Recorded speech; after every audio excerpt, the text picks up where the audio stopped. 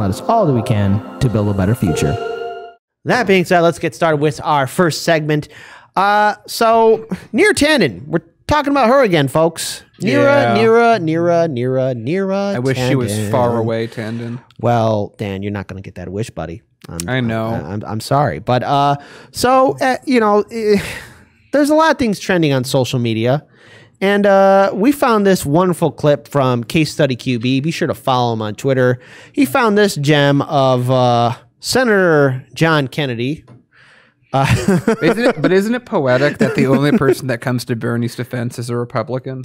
Isn't there something poetic about that? I don't know, but obviously he, you know, because look, let's face it, Neera Tanden has said some disparaging things about Republicans, but what a lot of people tend to forget is that she also went after progressives and independents, really talking down to them. And as we get to this video, you'll notice that Senator John Kennedy is bringing them up. And I think it's very important that we talk about this. Faith, can we play this first video?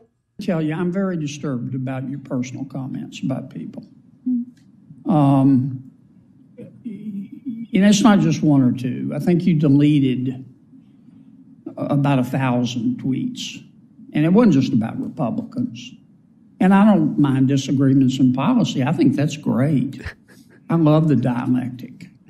But the comments were personal. I mean, you call Senator Sanders everything but an ignorant slut. That is not true. And when you said these things, did you mean them? I wouldn't have said ignorant.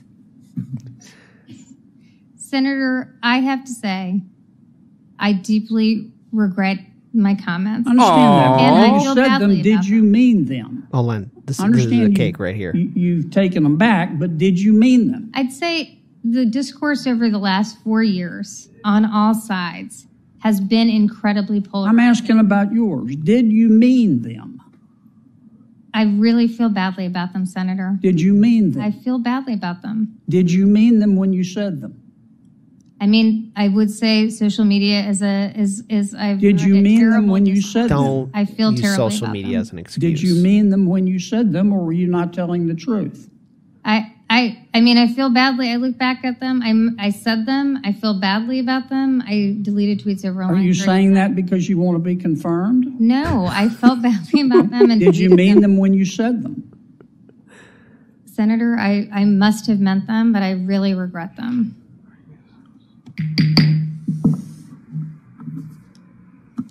I want the record to reflect that I did not call Senator Sanders an ignorant slut.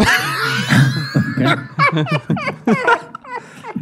I don't know how I should take that, Senator Kennedy, but Senator Kaine. Thank you, Mr. Chair. Excited about your leadership. And to Ms. Tanden, congratulations. I have 6 questions that are susceptible probably to yes/no answers, I'll really try. short.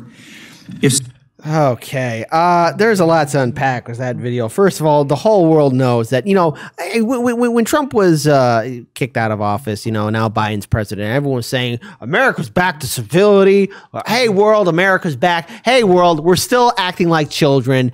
The whole world is seeing that our Congress is nothing but a high school, dare I say it, middle school mentality. You know, when Tulsi Gabbard was being interviewed by Joe Rogan, when she did a follow-up interview with him about the whole idea of what Congress is like, it truly is like a middle school, high school mentality. And this is what we're seeing, this weird back and forth. These are our politicians. Now, but the thing is, what I find interesting is even while John Kennedy is grilling Neera Tanden, right? It's like, and you say, well, did you mean them? It's a yes or no thing. You just can't just, you know, on social media, look, we've seen the ugliness of social media. We've seen also the positive sides of social media too. Yeah. But when you tweet something out, you mean it. You just can't say, oh, it was in a hot passion of a moment. No, you wrote something down. You felt it. This is how you felt about things. And the thing is, she did apologize to the Republicans.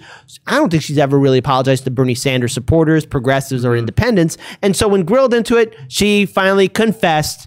She repented. Where's the Dark Angels chaplains when you need them? She repented and said, yes, at the time I meant them. So she meant them. So progressives who were forced or browbeaten to vote blue no matter who, just know this. The Democrats don't like you. And Neera Tanden, who's going to be part of Biden's administration, most likely, I see it happening, well, she doesn't feel bad about calling progressives stupid or how she's talked down about Medicare for all or any other progressive policy.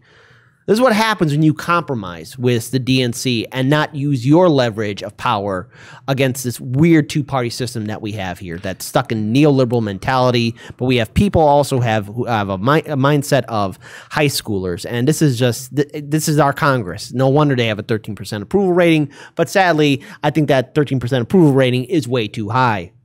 So I guess Neera has made the point that let's flip her own logic back on her. I think that's the only thing we can do because we really can't do anything to pierce into the veil of the federal government and this confirmation hearing. And I guess Neera has just made the point that you can say whatever you want about Neera on Twitter or any social media right now and just apologize for it later and everything will be forgotten and forgiven. Yeah. Easy. Points taken. I understand Neera. I just wish that when he was questioning her, Kennedy was questioning her, he goes, "Are you so slimy that you won't even answer a direct question?" Or something like that. And then if someone calls him out and says, "Hey, you're speaking out of line," it's like, look at her tweets. Her 1,000 tweets that deleted out of the blue. 1,000 tweets deleted. Huh. Sounds very suspicious. But let's get that other video played up. Bernie Sanders is now going to be weighing in, and I've seen a couple of these clips, and I got to say he was a little bit too soft on her, but let's play this video. We understand that we are a divided nation, and on this committee there are people who have very, very different political points of view, but I think most of us understand that it's important we debate the issues and try to minimize the level of personal and vicious attacks that seem to be so prevalent all over this country today. I have a letter in front of me from, as I'm sure you have seen, a number of Republican members of the House concerned about some of the things you said as the head of CAP. But of course, your attacks were not just made against Republicans.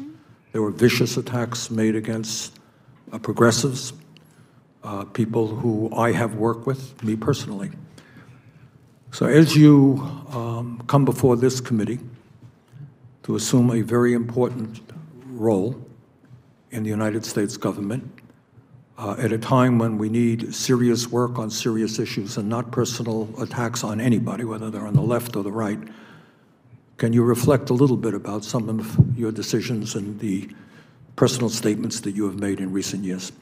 Yes, Senator, I really appreciate that question, and I recognize that my language and my expressions on social media, caused hurt to people, and I feel badly about that. And I really regret it, and I recognize this.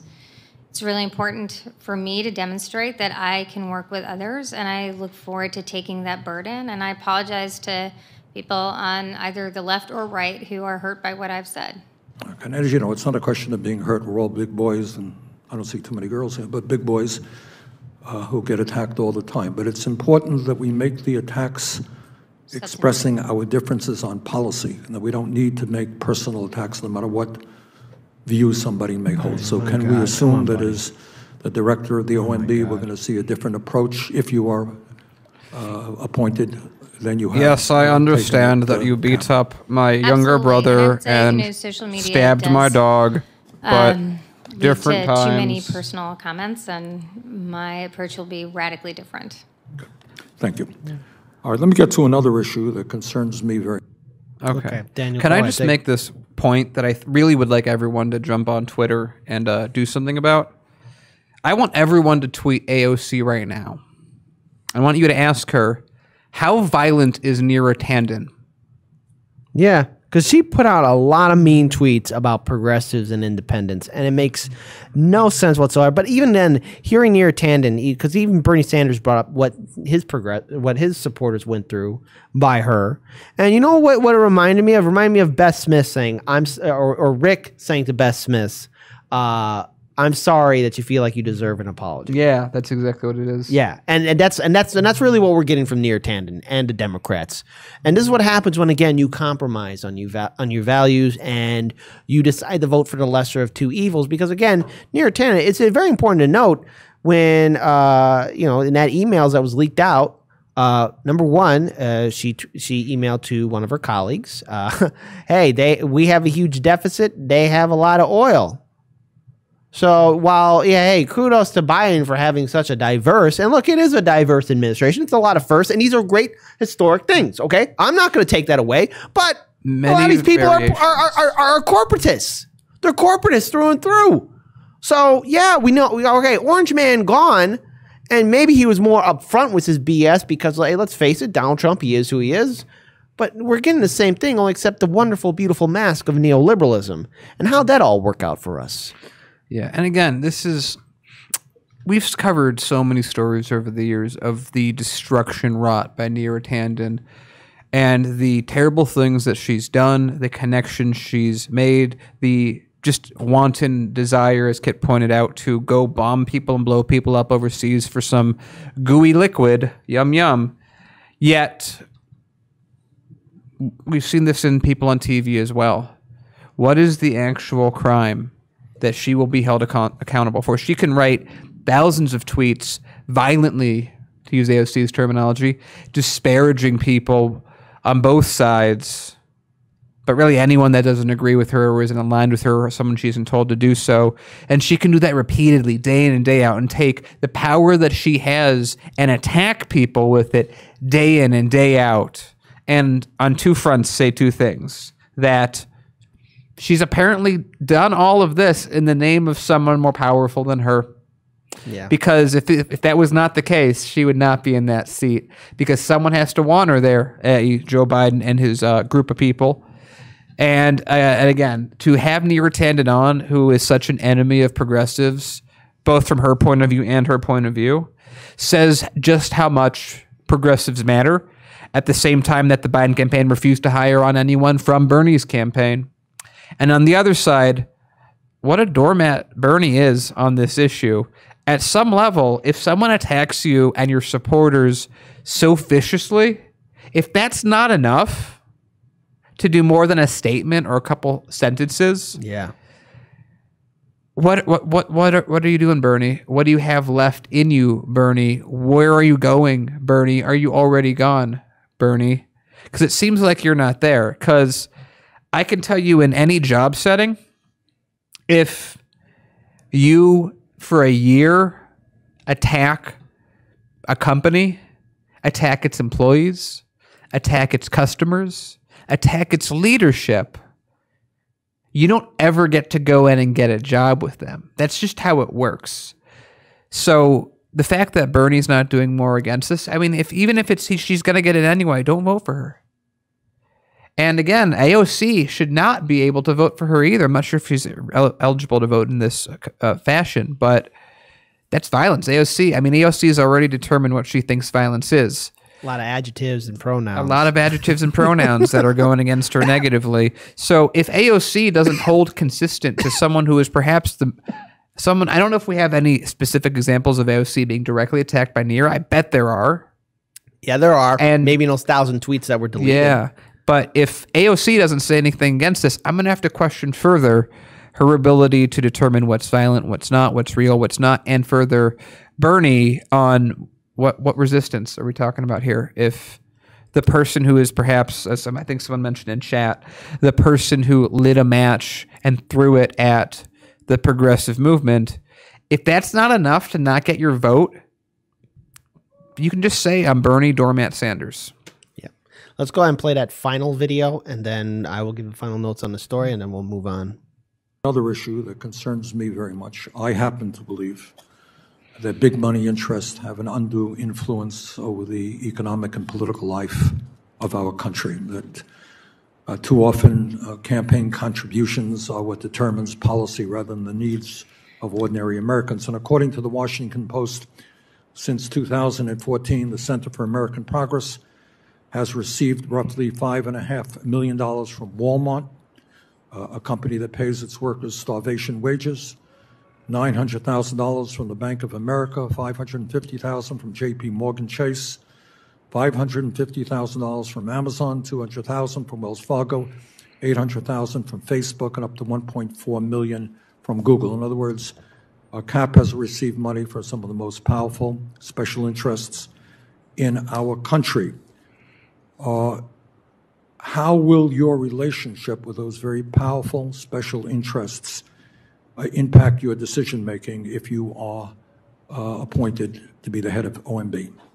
Senator, I thank you for that question. It will have zero impact on my decision making.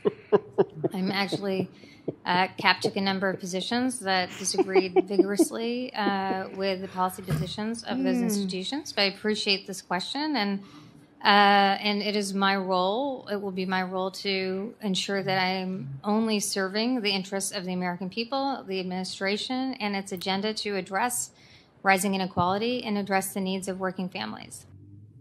Okay, so here's the thing. Sadly, Bernie Sanders did confirm a few other people who are corporatists into Biden's administration. And the thing is, look, I'm going to quote Senator Dick Durbin about the banks when he's talking about Washington, D.C. They run this place.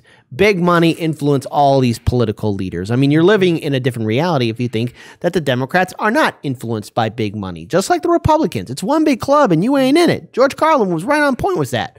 So, yeah, Bernie, that was a softball question to ask you. You should already know the answer to that, Bernie. I mean, have you not been paying attention to those leaked emails or Neera Tanden's previous speeches in regards towards big money, big pharma, the health insurance industry? I mean, you know, Cenk Uygur tweeted out, oh, if she's a part of the administration, then we'll know who she really is. We already know who Neera Tanden is. Big money influence all these political leaders. I mean, what world are you living in? We already know the answer. So, yeah, she can make a little nice answer like, yeah, that's a really good question. Yeah, it's a really good question. I'm going to give you a softball answer because I know you won't push back. But the answer is yes, it will. It will. Who are you kidding? It's a fact. So all these people who told you to vote blue no matter who, or hold your nose and vote for Biden, how do you think this will all play out in 2022? Or better yet, how do you think this will play out in 2024? Because I dread to think who else will step up, because maybe Trump will run again, or we'll get somebody far, far worse.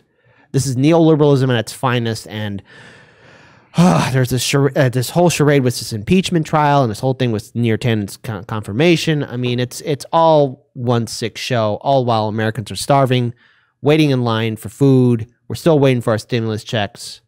It's just an upside down world, and we're being screwed over. So it's up to the people to lead.